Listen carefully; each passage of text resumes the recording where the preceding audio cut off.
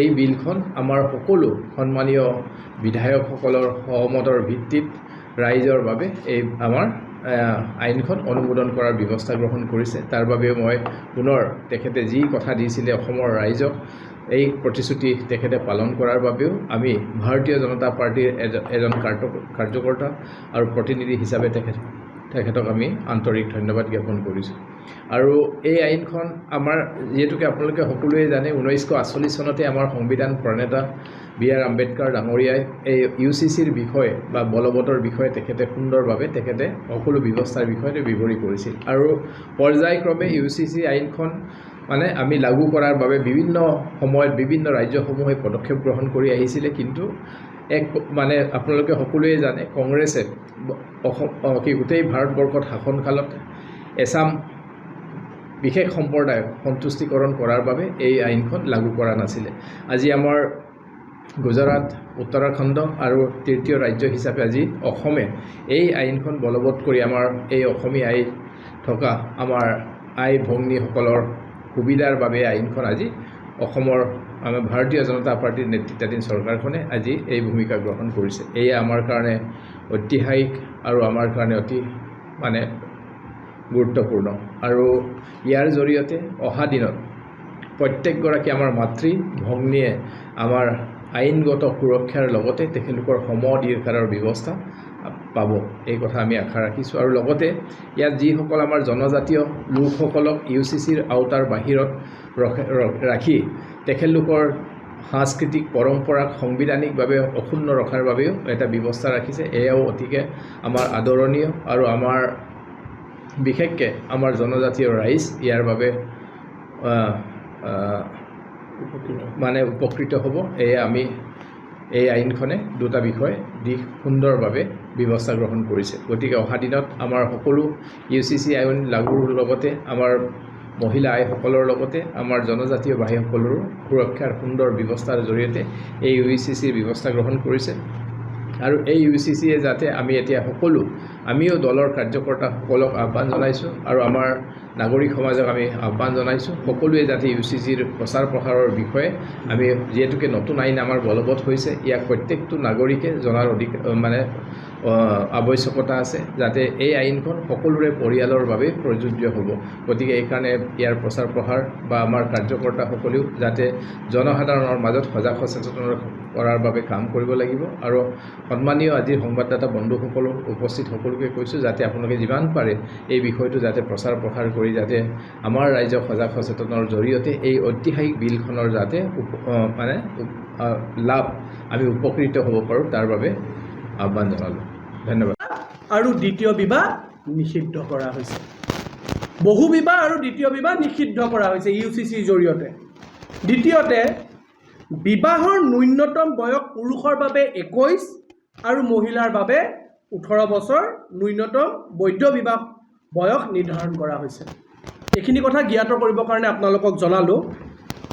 তৃতীয়টো বিবাহ আৰু বিবাহ বিচ্ছেদৰ বাধ্যতামূলক পঞ্জীয়ন, সকলো বিবাহ আৰু বিবাহ বিচ্ছেদৰ পঞ্জীয়ন বাধ্যতামূলক কৰা হৈছে। মানে আমি কোৰ্টত ৰেজিষ্টাৰ বিয়া কৰোৱাৰ পিছত কৰাটো বাধ্যতামূলক কৰা হৈছে। লিভ ইন ৰিলেশ্যনশ্বিপ, বিয়া নপতাকৈ বহু ৰিলেশ্যনশ্বিপ থাকে, গতিকে সেই ক্ষেত্ৰত কিছু বাধ্যবাধকতা কৰা হৈছে। লিভ ইন সম্পৰ্ক আৰম্ভ হোৱাৰ এমাহৰ ভিতৰত পঞ্জীয়ন বাধ্যতামূলক।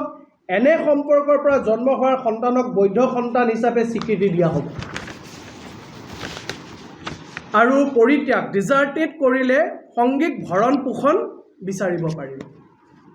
তাৰ পিছৰটো হৈছে বিবাহ বিচ্ছেদৰ একক ভিত্তিক বিবাহ বিচ্ছেদৰ ক্ষেত্ৰত নিষ্ঠুৰতা, ক্ৰুৱেলিটি, পৰিত্যাগ, পাৰম্পৰিক সন্মতি, মিউচুৱেল কনচেণ্ট আদি একেধৰণৰ ভিত্তিক নিৰ্ধাৰণ কৰা হৈছে। অবৈধভাৱে বিবাহ বিচ্ছেদ কৰা বা পুনৰ বিবাহৰ পূৰ্বে বেআইনী চৰ্ত আৰোপ কৰা শাস্তিযোগ্য কৰা হৈছে।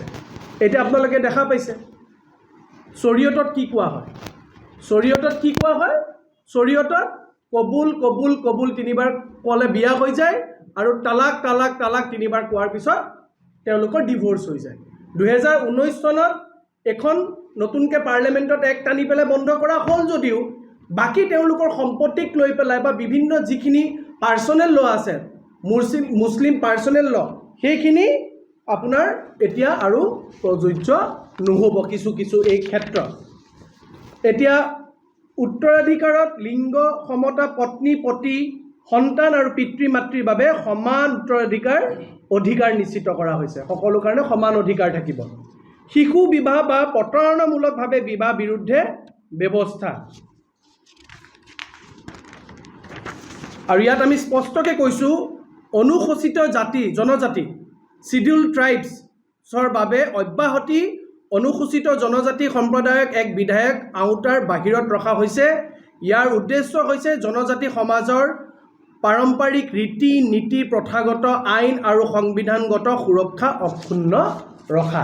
এই কথাখিনি আপোনালোকক সন্মানীয় এছ টিসকলৰ কথা ইতিমধ্যে আপোনালোকক জনাইছোঁ।